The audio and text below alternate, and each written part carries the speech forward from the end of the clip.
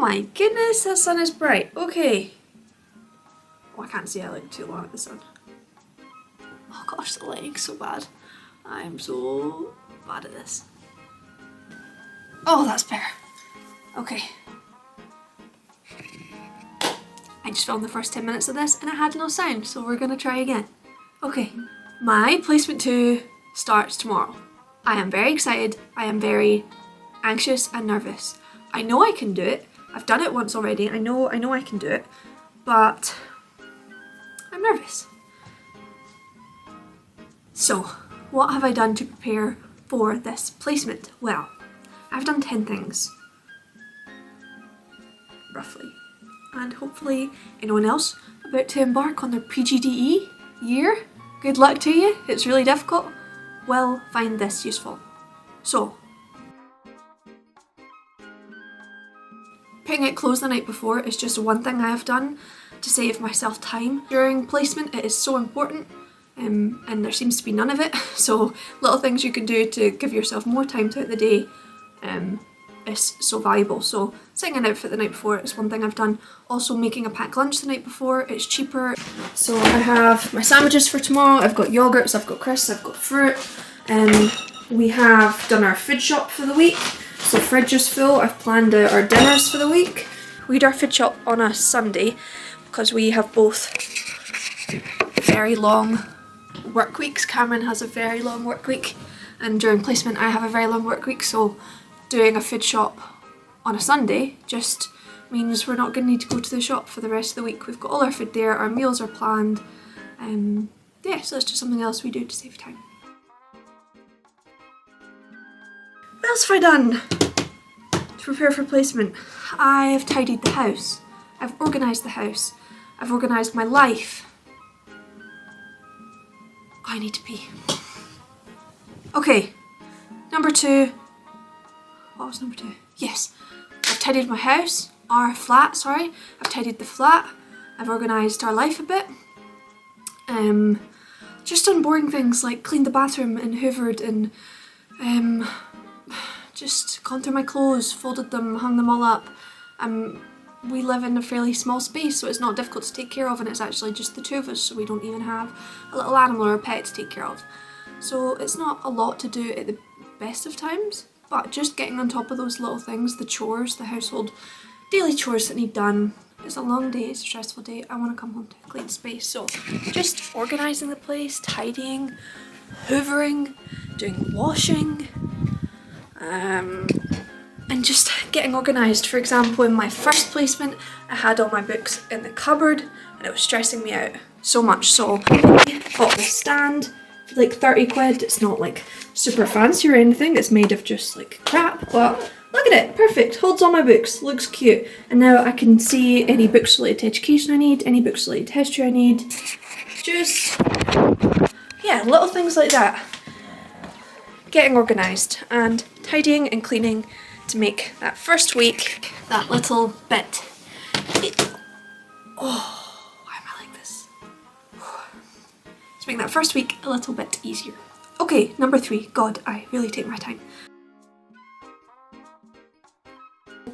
Number 3 is preparing any resources I might need. That means buying things I might need. In most cases the school supply these things, but I personally don't mind spending a little bit of money here or there, whether it be £10 or a £5 to start building up my own collection of resources, because I am going to be a teacher from August. So for example, things like sticky notes, I have quite a few of these. And stickers, emoji stickers, these are like half used because the kids really like these in my first placement, but I've still got so many left. Little positive reinforcement cards for those people that work really hard. I can write a really nice note on the back.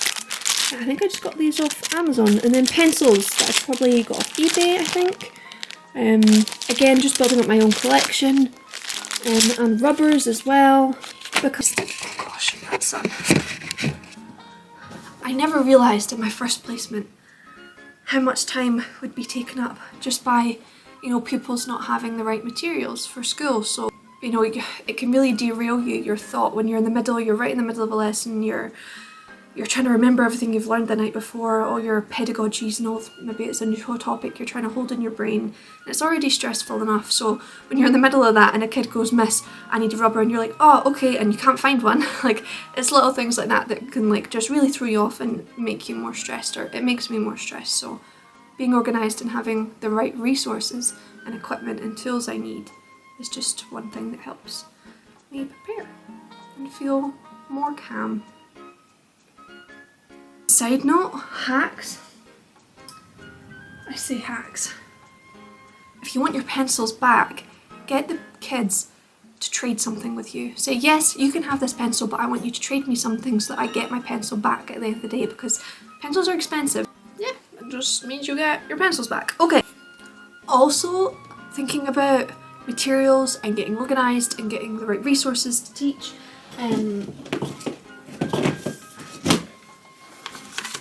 I got some things.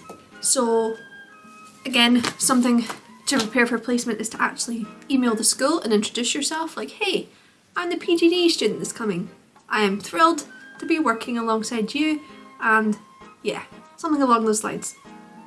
And I introduced myself and said, "You know, it would be really awesome if you could maybe send me the topics that I potentially might be teaching." Also allowed me to buy some resources. Now, by no means do I feel like this is necessary to teach. It's got a campaign poster, so Kennedy for President, which I thought would be cool to hand around.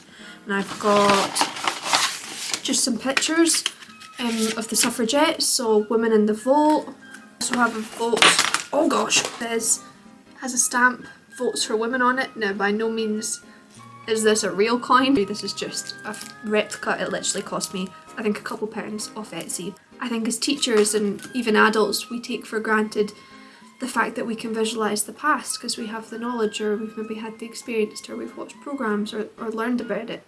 But for kids, it's not that easy. They can't just visualise what the 1940s looks like, or visualise what, you know, what an election campaign would have looked like. Or I think being able to have physical objects in your classroom is really, really valuable because it just makes that link between the past and present and just makes it all a bit more real.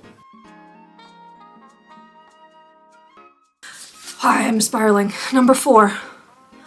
Packed my bag the day before. So, as I said, I've got everything packed, so I've printed off my timetable that the school has given me. I have planned out the route to school, packed anything I might need, like pens, pencils, my diary.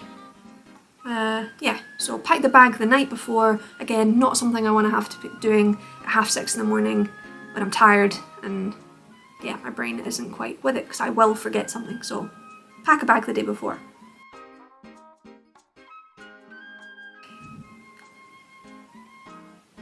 Set up PDP. That's what we call it at the University of Edinburgh. That's what they call it at the University of Edinburgh, a professional development portfolio. Now this is where all the evidence of your professional practice, all the evidence that you are meeting the General Teaching Council for Scotland standards goes. So Edinburgh, you have a PDP, it's online on OneNote, so you have to set it up and you have all your different sections. Number 6, I set myself some personal targets and goals informed by my own experience of Placement 1, for example. One of them was to trial different approaches to managing behaviour. Another one is to give more regular feedback to pupils. That's something I did a little bit of, but I want to do more of that. A couple goals I've set myself, again, just to keep me on track moving forward to this placement before the ball starts rolling 100 miles per hour.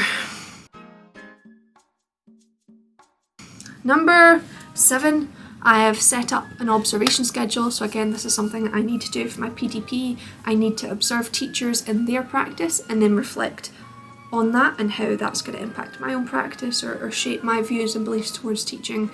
So create an observation schedule. Again, some of those focuses are informed by my goals that I've set. So for example, I want to observe how other teachers differentiate. I want to observe how other teachers manage behaviour. And I want to observe how other teachers make history relevant and meaningful. They're just some examples. So I made myself a to-do list of things that I want to know this week and find out so that I don't forget them. or they go miss. So for example, some of these include finding out the school's approach to challenging behaviour.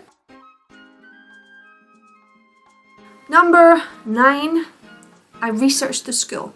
I found the school website and I just worked my way through that. It was actually really cool. They had this virtual tour so I could like walk around the school and walk around the history corridor, and it was so detailed you could even see the pupils' work on the classroom walls and on the corridor walls, so that was really cool.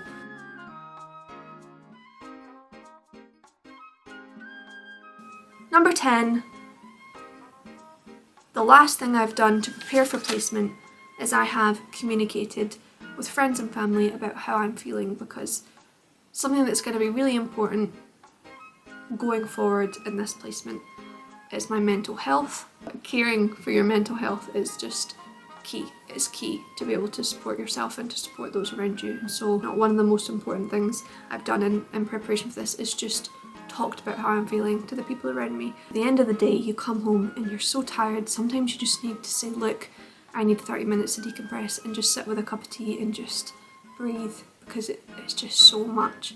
And even just asking that of my partner, going, look, I need 30 minutes space. This is nothing to do with you. I love you. I'm excited to spend the night with you, but I just need this for me first because I'm struggling. It's been a long day. I could go on, but there are 10 things I have done to prepare for placement 2.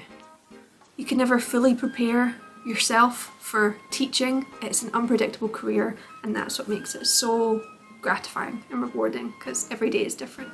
Thank you for watching. Yeah, I hope you find it useful, and if you're not going through a PGDE year, I hope you can apply some of this to your just normal career. Just being prepared and organised goes a long way, but if you are going through your PGDE year, or you're considering going into a PGDE year, I hope this gives you an insight into what it's like, and I hope you find it useful. So yeah, I'm gonna go. Bye.